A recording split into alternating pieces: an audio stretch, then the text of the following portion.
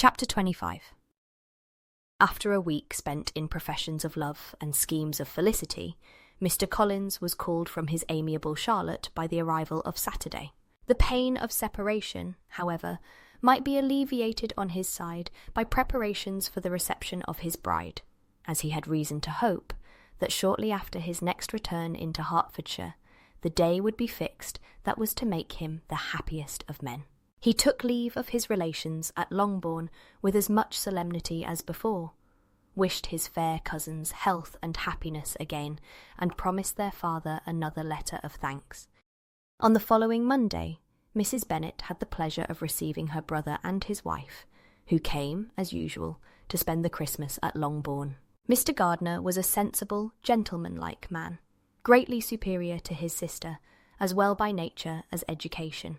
The Netherfield ladies would have had difficulty in believing that a man who lived by trade, and within view of his own warehouses, could have been so well-bred and agreeable. Mrs. Gardiner, who was several years younger than Mrs. Bennet and Mrs. Phillips, was an amiable, intelligent, elegant woman, and a great favourite with her Longbourn nieces. Between the two eldest and herself especially, there subsisted a very particular regard. They had frequently been staying with her in town. The first part of Mrs. Gardiner's business, on her arrival, was to distribute her presents and describe the newest fashions. When this was done, she had a less active part to play. It became her turn to listen. Mrs. Bennet had many grievances to relate, and much to complain of. They had all been very ill-used since she last saw her sister. 2 of her girls had been on the point of marriage, and after all there was nothing in it.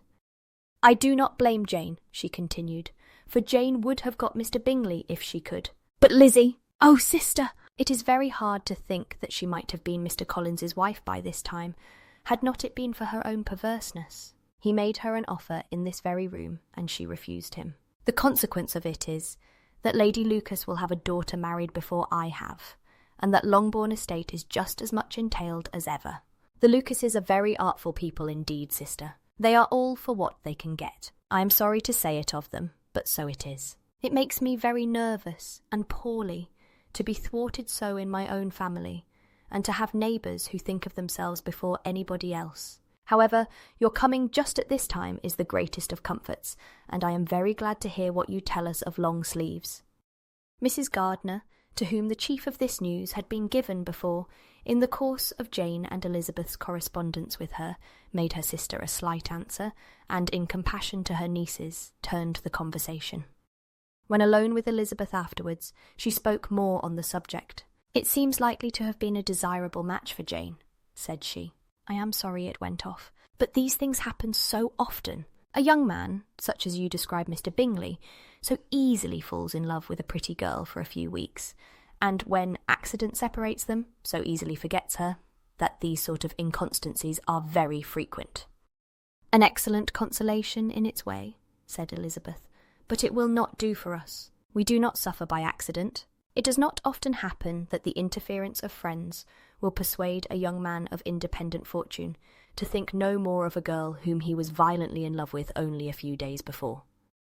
But that expression of violently in love is so hackneyed, so doubtful, so indefinite, that it gives me very little idea. It is as often applied to feelings which arise only from a half-hour's acquaintance, as to a real, strong attachment. Pray, how violent was Mr. Bingley's love? I never saw a more promising inclination. He was growing quite inattentive to other people, and wholly engrossed by her. Every time they met, it was more decided and remarkable. At his own ball he offended 2 or 3 young ladies by not asking them to dance, and I spoke to him twice myself, without receiving an answer. Could there be finer symptoms? Is not general incivility the very essence of love? Oh yes, of that kind of love which I suppose him to have felt. Poor Jane! I am sorry for her, because, with her disposition, she may not get over it immediately. It had better have happened to you, Lizzie. You would have laughed yourself out of it sooner. But do you think she would be prevailed on to go back with us? Change of scene might be of service, and perhaps a little relief from home may be as useful as anything. Elizabeth was exceedingly pleased with this proposal, and felt persuaded of her sister's ready acquiescence. "I hope," added Mrs. Gardiner, "that no consideration with regard to this young man will influence her. We live in so different a part of town.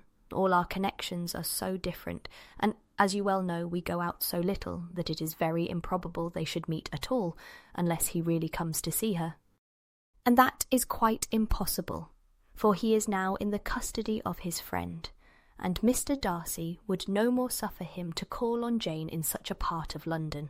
My dear aunt, how could you think of it? Mr. Darcy may, perhaps, have heard of such a place as Gracechurch Street, but he would hardly think a month's ablution enough to cleanse him from its impurities were he once to enter it.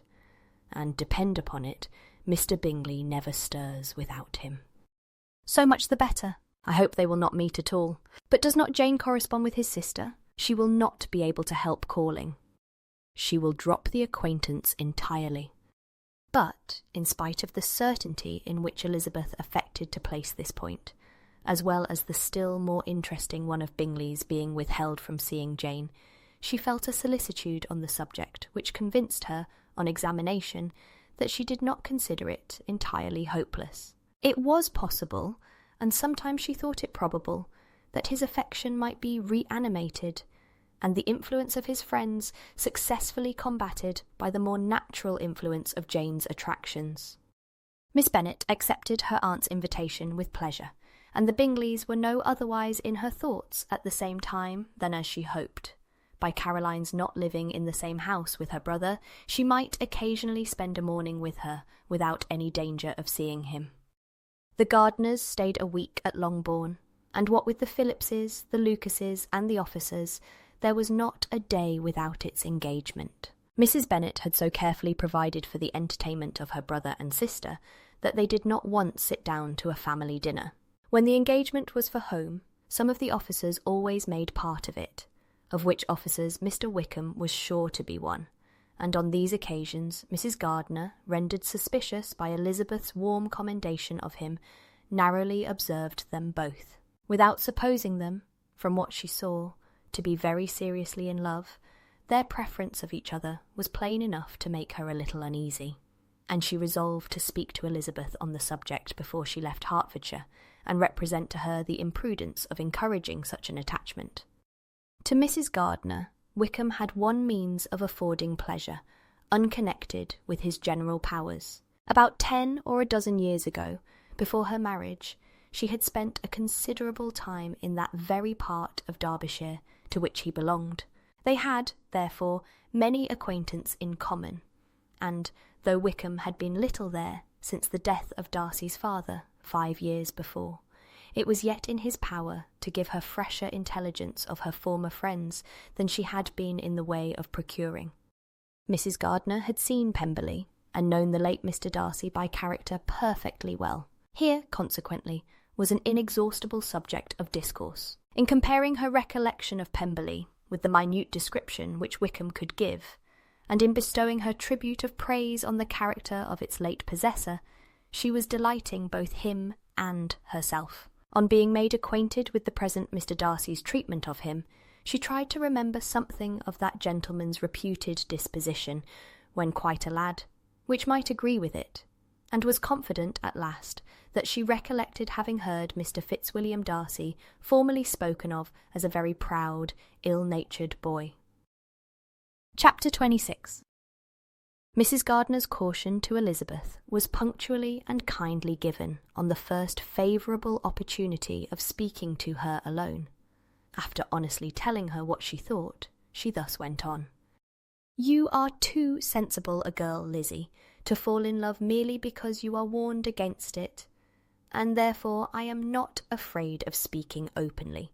Seriously, I would have you be on your guard. Do not involve yourself, or endeavour to involve him, in an affection which the want of fortune would make so very imprudent. I have nothing to say against him. He is a most interesting young man, and if he had the fortune he ought to have, I should think you could not do better. But as it is, you must not let your fancy run away with you. You have sense, and we all expect you to use it. Your father would depend on your resolution and good conduct, I am sure. You must not disappoint your father." "My dear aunt, this is being serious indeed." "Yes, and I hope to engage you to be serious likewise."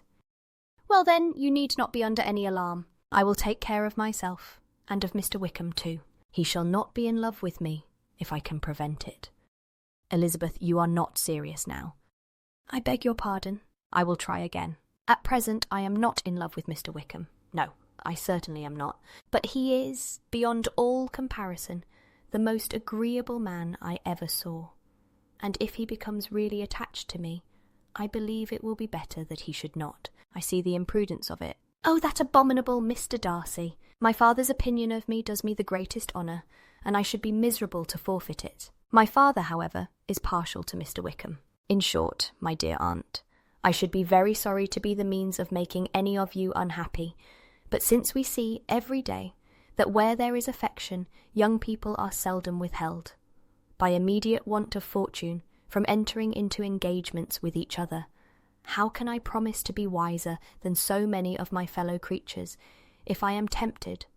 Or how am I even to know that it would be wiser to resist? All that I can promise you, therefore, is not to be in a hurry. I will not be in a hurry to believe myself his first object. When I am in company with him, I will not be wishing. In short, I will do my best. Perhaps it will be as well if you discourage his coming here so very often. At least you should not remind your mother of inviting him. As I did the other day, said Elizabeth, with a conscious smile. Very true. It will be wise in me to refrain from that. But do not imagine that he is always here so often.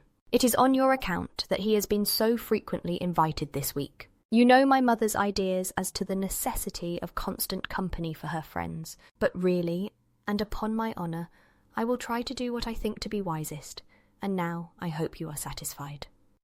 Her aunt assured her that she was, and Elizabeth, having thanked her for the kindness of her hints, they parted, a wonderful instance of advice being given on such a point without being resented. Mr. Collins returned into Hertfordshire soon after it had been quitted by the Gardiners and Jane, but as he took up his abode with the Lucases, his arrival was no great inconvenience to Mrs. Bennet. His marriage was now fast approaching, and she was at length so far resigned as to think it inevitable, and even repeatedly to say, in an ill-natured tone, that she wished they might be happy.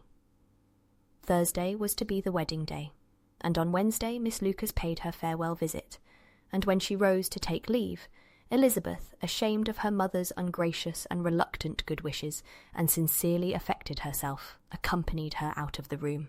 As they went downstairs together, Charlotte said, I shall depend on hearing from you very often, Eliza. That you certainly shall. And I have another favour to ask. Will you come and see me? We shall often meet, I hope, in Hertfordshire. I am not likely to leave Kent for some time. Promise me, therefore, to come to Hunsford. Elizabeth could not refuse, though she foresaw little pleasure in the visit. My father and Maria are to come to me in March, added Charlotte, and I hope you will consent to be of the party. Indeed, Eliza, you will be as welcome to me as either of them. The wedding took place. The bride and bridegroom set off for Kent from the church door, and everybody had as much to say or to hear on the subject as usual. Elizabeth soon heard from her friend, and their correspondence was as regular and frequent as it ever had been. That it should be equally unreserved was impossible. Elizabeth could never address her without feeling that all the comfort of intimacy was over, and though determined not to slacken as a correspondent, it was for the sake of what had been rather than what was. Charlotte's first letters were received with a good deal of eagerness. There could not but be curiosity to know how she would speak of her new home, how she would like Lady Catherine, and how happy she would dare pronounce herself to be. Though, when the letters were read, Elizabeth felt that Charlotte expressed herself on every point exactly as she might have foreseen. She wrote cheerfully, seemed surrounded with comforts, and mentioned nothing which she could not praise. The house, furniture, neighbourhood, and roads were all to her taste, and Lady Catherine's behaviour was most friendly and obliging. It was Mr. Collins's picture of Hunsford and Rosings rationally softened, and Elizabeth perceived that she must wait for her own visit there, to know the rest. Jane had already written a few lines to her sister to announce their safe arrival in London, and when she wrote again, Elizabeth hoped it would be in her power to say something of the Bingleys. Her impatience for this second letter was as well rewarded as impatience generally is. Jane had been a week in town, without either seeing or hearing from Caroline. She accounted for it, however, by supposing that her last letter to her friend from Longbourn had by some accident been lost. "My aunt," she continued, "is going tomorrow into that part of the town, and I shall take the opportunity of calling in Grosvenor Street." She wrote again when the visit was paid, and she had seen Miss Bingley. "I did not think Caroline in spirits," were her words, "but she was very glad to see me, and reproached me for giving her no notice of my coming to London. I was right, therefore. My last letter had never reached her. I inquired after their brother, of course. He was well, but so much engaged with Mr. Darcy that they scarcely ever saw him. I found that Miss Darcy was expected to dinner. I wish I could see her. My visit was not long, as Caroline and Mrs. Hurst were going out. I dare say I shall soon see them here." Elizabeth shook her head over this letter. It convinced her that accident only could discover to Mr. Bingley her sister's being in town. 4 weeks passed away, and Jane saw nothing of him. She endeavoured to persuade herself that she did not regret it, but she could no longer be blind to Miss Bingley's inattention. After waiting at home every morning for a fortnight, and inventing every evening a fresh excuse for her, the visitor did at last appear, but the shortness of her stay, and yet more, the alteration of her manner, would allow Jane to deceive herself no longer. The letter which she wrote on this occasion to her sister will prove what she felt.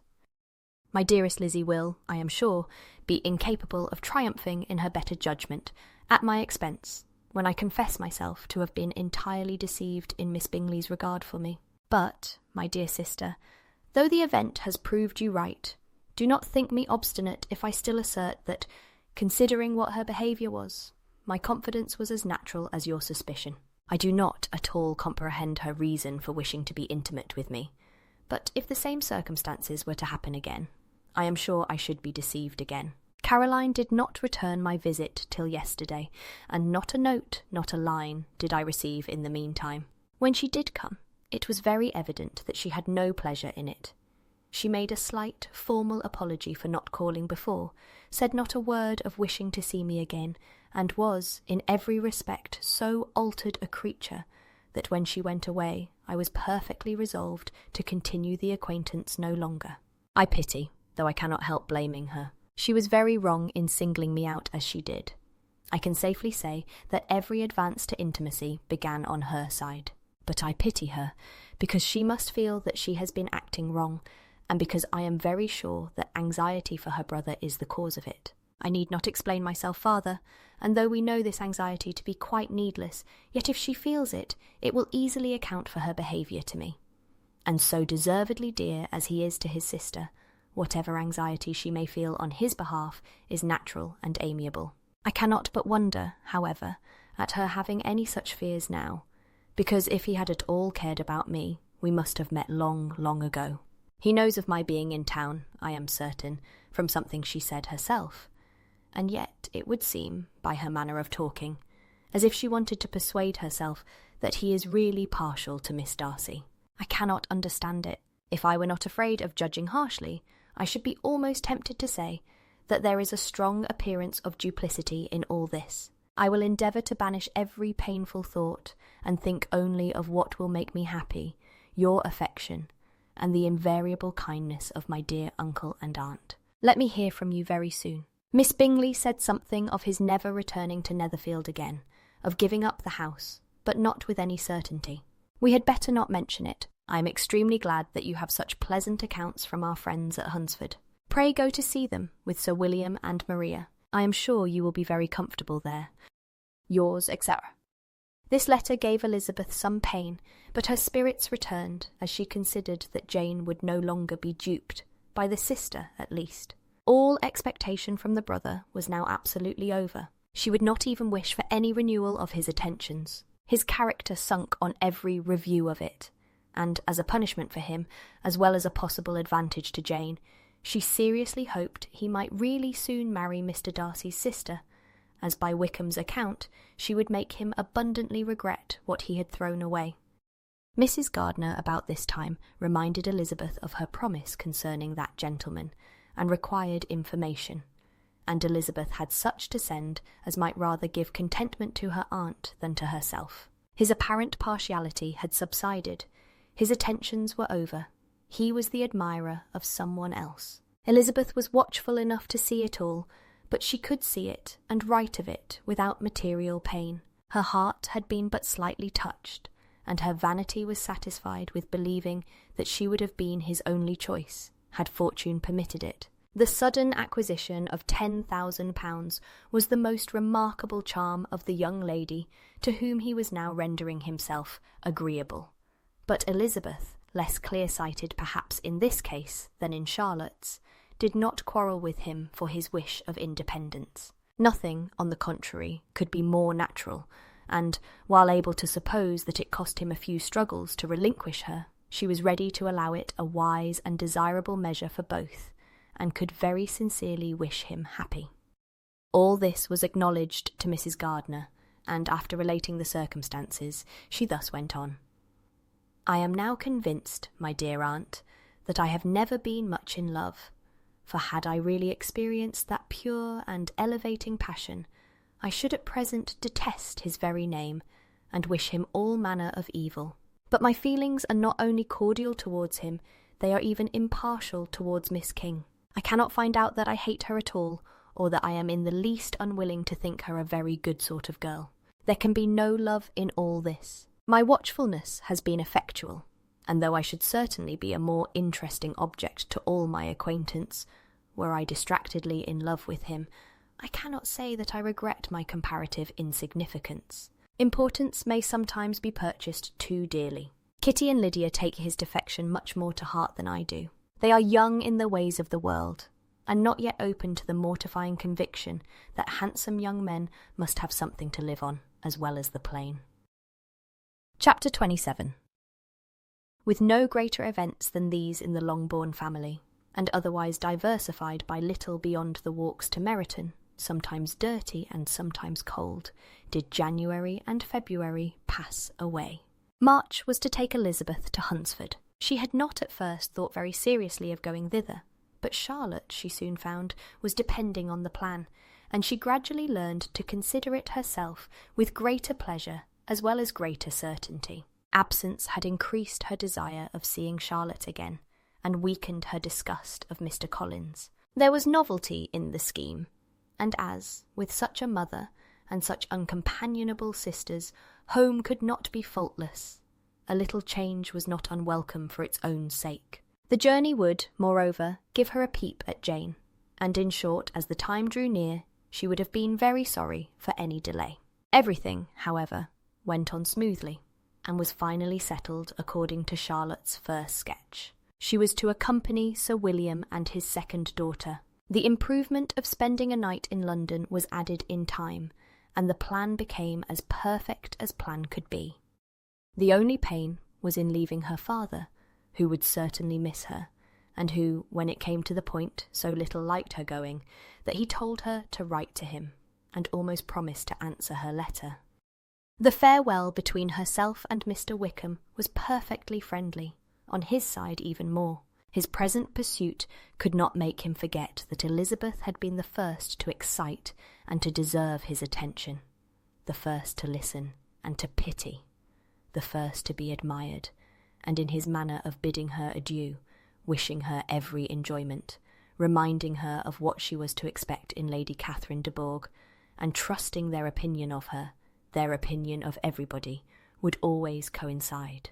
There was a solicitude, an interest, which she felt must ever attach her to him with a most sincere regard, and she parted from him convinced that, whether married or single, he must always be her model of the amiable and pleasing.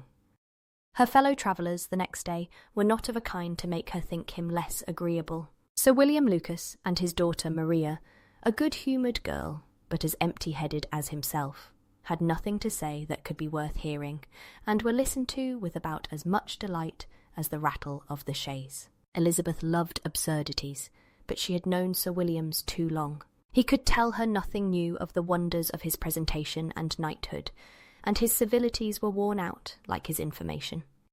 It was a journey of only 24 miles, and they began it so early as to be in Gracechurch Street by noon.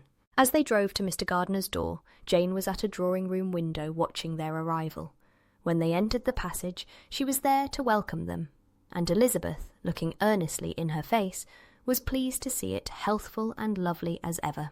On the stairs were a troop of little boys and girls, whose eagerness for their cousin's appearance would not allow them to wait in the drawing-room, and whose shyness, as they had not seen her for a 12-month, prevented their coming lower. All was joy and kindness. The day passed most pleasantly away, the morning in bustle and shopping, and the evening at one of the theatres.